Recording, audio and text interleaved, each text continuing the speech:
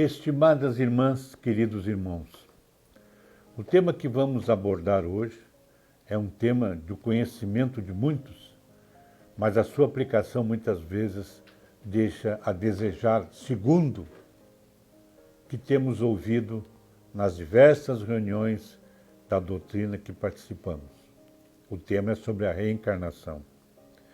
E gostaria de lembrá-los uma frase de Allan Kardec, antes de entrar no tema, que diz o seguinte: o fim essencial do Espiritismo é tornar melhor os homens.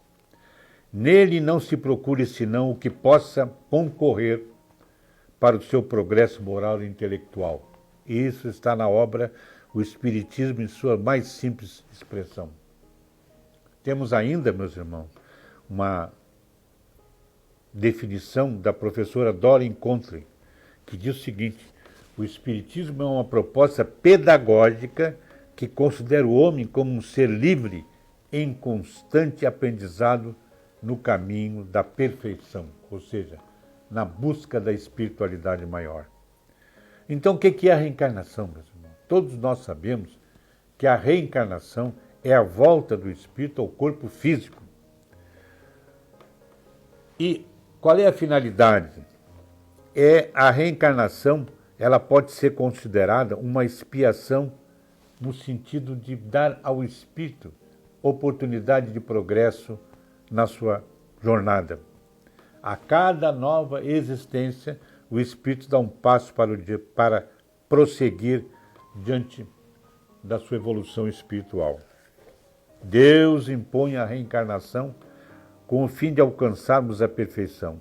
Para uns, a reencarnação é prova, expiação, para outros é missão. Essas são as citações de Kardec no Livro dos Espíritos. Então, meus irmãos, nós temos que começar a refletir sobre a reencarnação. Nós reencarnamos numa família, isso é básico dizer. E quando reencarnamos numa família, significa que é uma oportunidade que o plano espiritual está nos concedendo. Porque antes de reencarnar, assumimos compromissos com todos aqueles que nos cercarão na nossa vida diária. A espiritualidade, os chamados planejadores espirituais, integram as nossas famílias de forma objetiva, no sentido de proporcionar as soluções de prováveis conflitos havidos em encarnações anteriores. Porque o próprio Jesus disse, segundo Mateus, que não passará um centil, uma vírgula, enquanto nós não tratarmos de resolver todas as nossas dificuldades de encarnações anteriores. Nós não reencarnamos em clube de futebol, nem em universidade, nem em templo, reencarnamos na família. E a nossa primeira obrigação é com a família. Emmanuel, na sua obra extensa, nos lembra que não adianta nós atendermos a 10 mil, 100 mil pessoas se não cuidarmos dos nossos 5, 6 que temos nos nossos lares. Então nós temos esses compromissos. Com quem? De casal para casal. O esposo com a esposa. Do esposo ou a esposa com os filhos. Do filho com o filho. Então é importante que a gente reflita nisso, meus irmãos. Se não caminharmos nessa direção, nossa jornada será perdida. Às vezes nós temos na família problemas sérios, problemas de desvios comportamentais. Nós temos, às vezes, conflitos constantes entre pais e filhos, ou pai com uma filha, ou pai com um filho, ou mãe com a filha, ou mãe com o filho. Eu já contei em outras ocasiões o caso de uma pessoa que, em uma reunião de família que estávamos, queixou-se profundamente de um dos filhos. E até ameaçou de internar essa pessoa, essa filha ou filho, no hospital psiquiátrico. E quando perguntou para mim a minha opinião e eu disse quem tinha que ser hospitalizada no hospital psiquiátrico era ela e não a filha.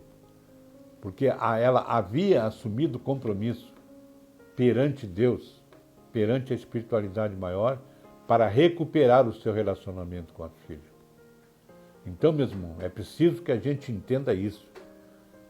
A reencarnação é uma oportunidade, é uma chance que nós temos de consertar as coisas que fizemos no passado. Porque todos nós, meus irmãos, temos na espiritualidade um cadastro. Esse cadastro revela quem nós fomos, quem somos e talvez até como seremos. Então é necessário que a gente entenda o processo reencarnatório, não é? Porque eu falei agora há pouco que nós temos a questão da família, é o primeiro núcleo. Pai, mãe, filhos. Depois nós temos um núcleo mais adiante, que são os tios, primos, etc. E assim vai expandindo. Com todos eles, nós temos responsabilidades. Com os filhos, de educar, prepará-los para a vida. Com os nossos familiares próximos, a esposa ou esposo, amá-los, respeitá-los no seu direito de livre-arbítrio. Não podemos forçar ninguém a nada, mas temos que orientar quando necessário, sempre. E não podemos esquecer que Jesus, através de Mateus, nos lembra: concilia-te depressa com teu adversário, enquanto estás a caminho com ele, para que não aconteça que o adversário te entregue ao juiz e o juiz te entregue ao oficial de justiça para a prisão. Isso está em Mateus, capítulo 5, versículo 23. Então, meus irmãos, as oportunidades estão aí. E eu queria lembrar a todos que eu imagino a nossa reencarnação como aquela letra Y, quando na parte de baixo do Y nós temos todo o conhecimento da reencarnação. As teorias, as propostas, as definições, a definição de família, etc.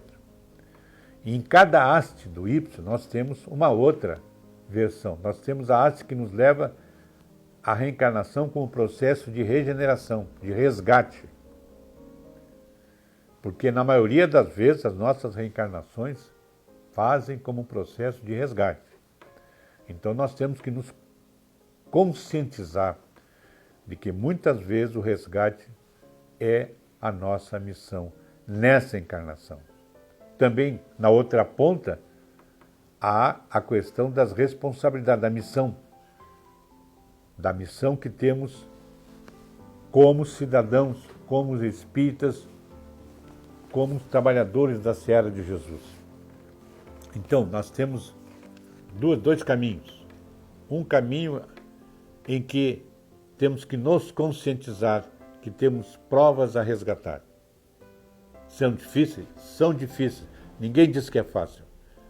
São provas difíceis, provas que temos que testar a nossa humildade, o nosso conhecimento e, acima de tudo, a nossa fé. E, do outro lado, nós temos a missão, que muitas vezes pode ser um trabalho dignificante na nossa doutrina, assistindo aos nossos irmãos necessitados, trabalhando numa instituição que atende aqueles que a sociedade isolou e abandonou, por assim dizer. Então, muitas vezes, a nossa responsabilidade é tanta que nós temos que, ao mesmo tempo que resgatamos, temos que ter trabalho na missão. E não é demais. Porque, às vezes, meus irmãos, a nossa carga de dívida é muito grande. Então, precisamos entender isso. Entender que, em primeiro lugar, é a família. Nós reencarnamos na família. E a nossa responsabilidade é a família. Se chegarmos do outro lado da vida, com a família despedaçada, falhamos nessa missão.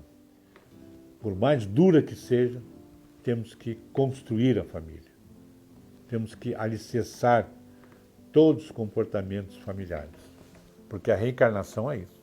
A reencarnação não é um passeio pela Terra para conhecermos lugares mais bonitos do nosso planeta. Não. A reencarnação é uma oportunidade. Chico Xavier já nos dizia que existem, de uma certa forma, pessoas, espíritos, angustiados para voltar e não estão conseguindo por falta de oportunidades. E quando nos foi concedida essa oportunidade, nós temos que agarrá-la, como diz aqui na gíria terrena, com as duas mãos. Então, meus irmãos, apenas lembrando, a reencarnação é uma oportunidade. A família é o campo, é o exercício onde nós praticamos essa oportunidade, onde nós usamos de todo o nosso conhecimento espiritual para essa espiritualidade, para construirmos uma nova oportunidade, para resgatarmos, perdão, essa nova oportunidade. E as nossas relações com a sociedade, com os familiares, é outro campo que nós precisamos também observar, porque o espírita, e me dirijo agora aos espíritos especialmente, precisam conscientizar-se de que são espelhos, são luzes, e que não podem cometer erros, não podem dar exemplos que não sejam os exemplos dignificantes. A humildade, a fraternidade e o amor ao próximo, como lembrou Jesus quando falou-nos de que ama a Deus de todo o teu coração e de todo o teu espírito e ao próximo como a ti mesmo. Então essa lei é a lei que nós temos que carregar no nosso cérebro sempre. Ela vem do cérebro do coração para o cérebro, continuamente. Então, meus irmãos, a reencarnação é oportunidade, é chance, é trabalho, é resgate e também pode ser missão. Espero que todos aqueles que ouvirem essa exposição conscientizem-se da necessidade de trabalharem mais o assunto reencarnação em suas vidas particulares. Todos nós, meus irmãos, temos problemas. Ninguém é isento de problema. Ninguém pode se queixar dos problemas que inventa, porque antes de reencarnar já estava comprometido. E às vezes, eu costumo dizer, às vezes, nós pedimos além das nossas forças. E a espiritualidade, na sua sabedoria, reduz um pouco. E nós aqui, quando chegamos, nos queixamos desde que nascemos até a hora do desenlace. Não podemos fazer isso, meus irmãos. Temos que entender a nossa passagem como um resgate. E esse resgate tem que ser como aquele aluno que faz uma faculdade, uma universidade, com brilhantismo. Que a paz do amado Mestre Jesus seja com todos os corações nesse momento. E que assim seja.